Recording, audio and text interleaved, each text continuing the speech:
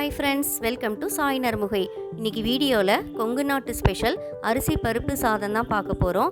இது ஹெல்த்தியான டேஸ்டியான one pot recipe. Beginners, bachelors யார் வேணாலும் ஈஸியாக பண்ணிட முடியும். இதுக்கு தேவையான பொருட்கள்: ஒரு வெங்காயம், 2 தக்காளி, தாளிக்கிறதுக்கு கடுகு, உளுத்தம்பருப்பு, கடலைப்பருப்பு, சீரகம், சோம்பு மற்றும் மிளகாய் வத்தல், 4-5 பல் பூண்டை நறுக்கி வச்சுருக்கேன், 2 பச்சை மிளகா, ஒரு கொத்து கருவேப்பிலை, கொஞ்சம் மல்லித்தழைகள், கொஞ்சம் பட்டாணியும் எடுத்து வச்சுருக்கேன். அடுத்ததாக வீட்டில் உள்ள குழம்பு மிளகாய் பொடி இல்லைன்னா சாம்பார் பொடி, மஞ்சள் பொடி மற்றும் உப்பு, தாளிக்கிறதுக்கு எண்ணெய் மற்றும் நெய், பெருங்காயத்தூள். அடுத்ததாக 1 கப்பு சாப்பாட்டு அரிசிக்கு 1/2 கப் துவரம்பருப்பு அப்படிங்கிற ரேஷியோவில் நல்லா கழுவி அரை மணி நேரம் முன்னதாகவே ஊற வச்சு எடுத்து வச்சுருக்கோம். இப்போ ஒரு குக்கரில் எண்ணெய் மற்றும் நெய்யை நம்ம சேர்க்குறோம். நெய் சேர்க்கும்பொழுது இது கொஞ்சம் சுவையாக இருக்கும். இப்போ தாளிக்கிறதுக்கு தேவையான பொருட்களை ஒவ்வொன்றா சேர்க்க ஆரம்பிச்சிடலாம். முதல்ல கடுகு சேர்க்குறோம். இது நல்லா பொரிஞ்ச உடனே எடுத்து வச்சுருக்கிற தாளிப்பு பொருட்கள் எல்லாத்தையும் நம்ம இதோட சேர்த்துடலாம். இது எல்லாத்தையும் எண்ணெயில் நல்லா வறுபட்டு செவந்து வரட்டும், அது வரைக்கும் வறுத்து விடலாம்.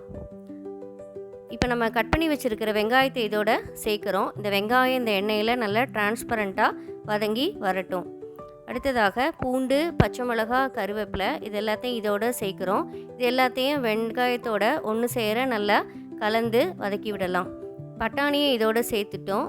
இது எல்லாத்தையும் ஒன்று சேர வதக்கி விடலாம். இப்போ வாசனைக்கு பெருங்காய பொடி கொஞ்சம் சேர்க்குறோம்.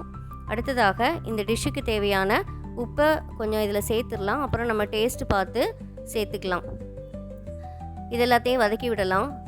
கொஞ்சம் மஞ்சள் பொடி இதோட சேர்த்துக்கிறோம்.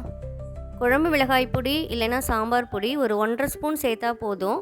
இதுக்கு காரம் ரொம்ப அதிகமாக இருந்தால் சுவை தெரியாது. ஸோ இதெல்லாத்தையும் லோ ஃப்ளேமில் ஒன்று சேர நல்லா கலந்து விட்டுக்கலாம். இப்போ தக்காளி பழத்தையும் இதோட சேர்த்துட்டோம். இந்த தக்காளி நல்லா சாஃப்டாக வதங்கி வரணும், அது வரைக்கும் நல்லா வதக்கி விட்டுட்டே இருக்கலாம். இப்போ நம்ம ஊற வச்சுருக்கிற அரிசி மற்றும் பருப்பை இதோட நல்லா சேர்த்துட்டோம்.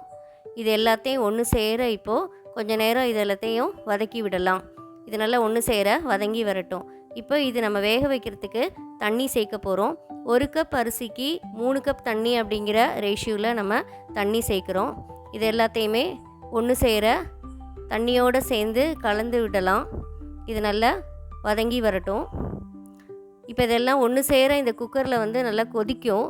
இந்த ஸ்டேஜில் குக்கரை மூடி போட்டுட்டு நம்ம வெயிட் போட்டுடலாம். நம்ம குக்கருக்கு தேவையானபடி இதுக்கு விசில் விட்டு எடுத்துக்கணும். இப்போ ஓப்பன் பண்ணுறோம். நல்ல பொலபொலன்னு அரிசி பருப்பு சாதம் ரெடி ஆகிடுச்சு. இது பாருங்கள், நல்லா கலர்ஃபுல்லாக இருக்குது.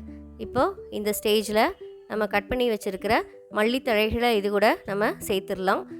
1 ஸ்பூன் இல்லைன்னா 2 ஸ்பூன் நெய்யை இதோட சேர்க்கும்பொழுது இதோட சுவை இன்னும் நல்லாயிருக்கும். இப்போ சாப்பிட்றதுக்கு அரிசி பருப்பு சாதம் ரெடி ஆகிடுச்சு. இதை அப்பளம் மற்றும் பொரியலோடு நம்ம சர்வ் பண்ணியிருக்கோம். தேங்க்ஸ் ஃபார் வாட்சிங்.